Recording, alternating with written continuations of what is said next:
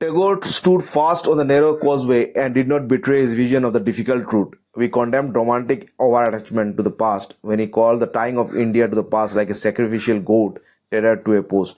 तो यहाँ पे टैगोर जी जो भारत में कई लोगों का जो ओरिएंटलिस्ट थे वो सोचते थे कि जो भारत का जो प्राचीन भारत था एक मतलब उन्नत एक समृद्ध एक संस्कृति था और उससे हमें प्राचीन भारत से हमें सीख लेना चाहिए, प्राचीन भारत को हमें आधार बना के हमें आगे बढ़ना चाहिए। लेकिन ये सोच टैगोर जी इसी सोच के वो खिलाफ थे, वो कंडेम करते थे इसको। वो कहते थे कि इस तरह का सोच एक ऐसा है जैसे कि एक बलि का बकरा एक पोस्ट के साथ बंधा हुआ है। हम इस तरह का अगर प्राचीन भारत में अगर एंशिएंट पास्ट के हमेशा सोचेंगे और आधुनिकता जो यूरोपीय सभ्यता लाई है उससे हम लोग अगर कुछ नहीं सीखेंगे तो हम एक बलि का बकरा जैसे बन जाएंगे जो कि एक खूंटे से बंधा हुआ है। Any accused man who displayed it they seem to him reactionary. और इस तरह का जो सोच रखने वाला जो भी इंटेलेक्चुअल्स थे उनको वो रिएक्शनरी कहते थे, जो उनको ट्रू पॉलिटिकल फ्रीडम क्या है उसका ज्ञान नहीं है। Pointing out that it is from English thinkers and English books the very notion of political liberty was derived. और उनका ये भी कहना है जो ये इंग्लिश थिंकर्स पश्चिमी जो अंग्रेजी जो थिंकर्स है या फिलोसोफर्स है या इंग्लिश बुक्स ही है जिससे कि हमें पॉलिटिकल लिबर्टी का जो नोशन है जो आइडिया है वो हमें मिली है। लेकिन यहाँ पे वो एक तरफा मतलब पॉलिटिकल बिल्कुल ही हमें अंग्रेज बन जाना है या कॉस्मोपॉलिटन बन जाना है, वो भी वो उसके भी खिलाफ थे टैगोर जी। वो कहते थे कि हमें अंग्रेजों से उनकी अच्छाई को लेना है लेकिन हमें हमारा जो संस्कृति है उस पर भी हमें बरकरार रहना है। Stood on their but against cosmopolitism he maintained that the English stood on their own feet so must Indians. जिस तरह वो सोचते हैं जिस तरह अंग्रेज अपने पैरों पे खड़े हैं उसी तरह भारतीय लोग भी अपने सभ्यता संस्कृति पे खड़े रहना चाहिए।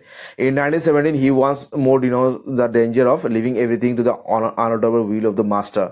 अभी ब्राह्मण और इंग्लिश तो वो 1917 में उनका एक लेख था, वहाँ पे उन्होंने ये जो सोच है कि हमारा भाग्य सभी भाग्य विधाता सब कुछ हमारे मास्टर या जो ये मास्टर कोई भी हो सकता है, ये ब्राह्मण हो सकता है या इंग्लिश में हो सकता है, इस तरह का जो सोच है उसको वो उन्होंने इसको डिनाउंस किया, उसको नकारा, बिल्कुल नकार दिया।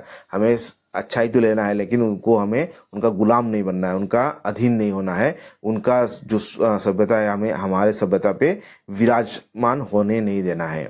अभी आगे देखते हैं तो इसका सॉल्यूशन क्या हो सकता है, या हमें प्राचीन भारत की जो हमारे सभ्यता है उस पे रहना है या आधुनिकता को अपनाना है। तो टैगोर सो वेरी क्लियरली यहाँ पे उन्होंने दो क्लियर कट ऑल्टरनेटिव्स दिया है। One to continue to fight amongst one another and second to locate the true basis of reconciliation and mutual help. या तो हम आपस में लड़ भिड़ के मर जाए या हमें एक रिकॉन्सिलिएशन का, एक भाईचारे का, आपसी मेल मिलाप का, एक म्यूचुअल हेल्प का एक वे देखना है। This strong denunciation of nationalism was surely hastened by the first world war. और इनका जो ये नेशनलिज्म का जो इतना नकारात्मक जो सोच था या नेशनलिज्म के खिलाफ उग्र राष्ट्रीयता का खिलाफ, ये उनका फर्स्ट वर्ल्ड वॉर का जो एक्सपीरियंस है उससे उनका ये सोच आया था। In what is a nation, तो 1901 में उनका जो एक किताब था 1901 में जो उन्होंने पब्लिश हुआ इज नेशन, उन्होंने रेनेसांस का व्यू को उन्होंने एनालाइज किया और category declared imperialism as a logical culmination of a nation and that race, language, commercial interest, religious unity and geographical location did not constitute the human essence. तो वो कहते हैं सभी नेशन का जो अल्टीमेट जो उद्देश्य या अल्टीमेट जो गोल है वो है इंपेरियलिज्म, उपनिवेशी, मतलब दूसरे देशों को अपने अधीन करना। और कोई भी जाति, धर्म, लैंग्वेज या कॉमर्शियल इंटरेस्ट या रिलीजियस यूनिटी, ये सब कुछ मतलब एक नेशन को या ज्योग्राफिकल लोकेशन, ये एक नेशन को, ये नेशन की एक मनुष्य का एसेंस नहीं हो सकते हैं। मनुष्य का मूल जो मतलब रिलीजियस इस तरह विश्व मनुष्य का मूल उद्देश्य मानवता ही हो सकता है। कोई रेस, लैंग्वेज, कॉमर्शियल इंटरेस्ट या रिलीजियस यूनिटी, ज्योग्राफिकल यूनिटी, इस तरह से मनुष्य के कोई आइडेंटिटी नहीं बनता है। मनुष्य का मूल उद्देश्य मानवता ही है। सभी लोगों को लेके, विश्व ब्रह्मांड के लोगों को लेके ही मानवता बनती है, ना कि नैरो रेशियल, लैंग्वेज या ज्योग्राफिकल यूनिटी मनुष्यता या नेशन स्टेट बनता है।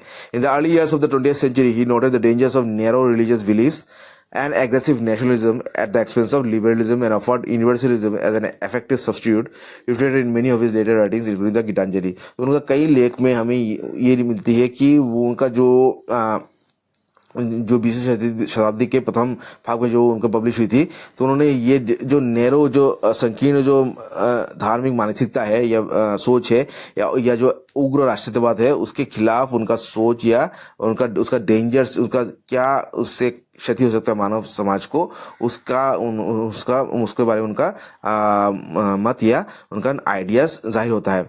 तो वो इसका जो स्पिरिट या सॉल्यूशन वो क्या देते हैं कि यूनिवर्सलिज्म, सभी लोगों को सभी लोगों को एक सभी मनुष्य समाज मनुष्य जाति एक है, या यूनिवर्सलिज्म जो सोचे ये जो उग्र जातीयतावाद है या धार्मिक कट्टरता है उसको उससे मनुष्य को लिबरेट कर सकता है और लोगों को यूनाइट कर सकता है। तो ये लेख उनका जो लेटर राइटिंग्स है गीतांजलि उसमें भी प्रकाश या उसमें भी उनका ये सोच हमें मिलती है। आगे देखते हैं अभी। Tagore wrote of the European dominance of Asia and Africa while dissecting the causes of the First World War।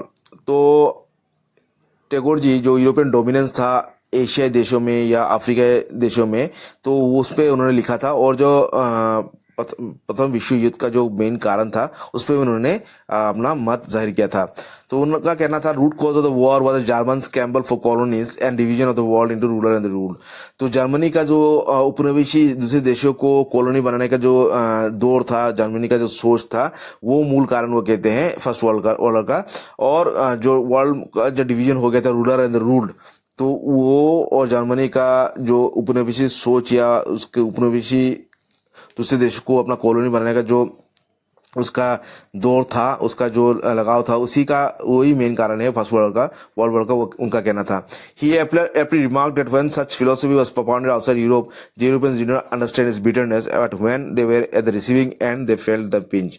तो इस तरह का जो सोच उपनिवेशी सोच के खिलाफ जो फिलोसफी था वो जब यूरोप के बाहर जब फिर इसको पनपा या उसको ये किया गया था, उसको पॉपुलर किया था, तो यूरोपियंस इस जो उपनिवेशी सोच का जो इसका उद्देश्य या उसका असर या उसका जो इफेक्ट उनको समझ में नहीं आ रहा था। लेकिन जब जर्मनी ने अपने यूरोप में ही गड़बड़ मतलब उपनिवेशी उसका सोच विस्तार इंपीरियलिज्म जो है वो फैलाना शुरू कर दिया था, तब उन्होंने अपना ही जो सोच है या अपना ही जो फिलोसफी है उसका जो नकारात्मक जो प्रभाव उनको असर होने लगा, उनको महसूस होने लगा कि उपनिवेशी सोच है वो सभी को एक ना एक दिन मतलब खत्म कर सकता है, सभी को मतलब मानवता को एक सफरिंग या एक मतलब एक बुरा प्रभाव ला सकता है मानव समाज में या नेशनल स्टेट्स में। Germany's action at a time was not a unique one but a part of the history of European civilization. He also prophesied correctly that the World War would not be the last one and that another war was inevitable। और उन्होंने उस समय एक बिल्कुल सटीक एक prophecy किया था कि जो फर्स्ट वर्ल्ड वॉर है उसमें ही दुनिया के देश सीमित नहीं रहेगा, बल्कि फर्स्ट वर्ल्ड वॉर के बाद और एक वर्ल्ड वॉर इनएविटेबल है, फर्स्ट वॉर के बाद सेकेंड वर्ल्ड वॉर होगा ही होगा। तो ये उनका ये जो सोच था, ये प्रोफेसी था वो बिल्कुल ही खरा उतरा, बिल्कुल ही सही उतरा।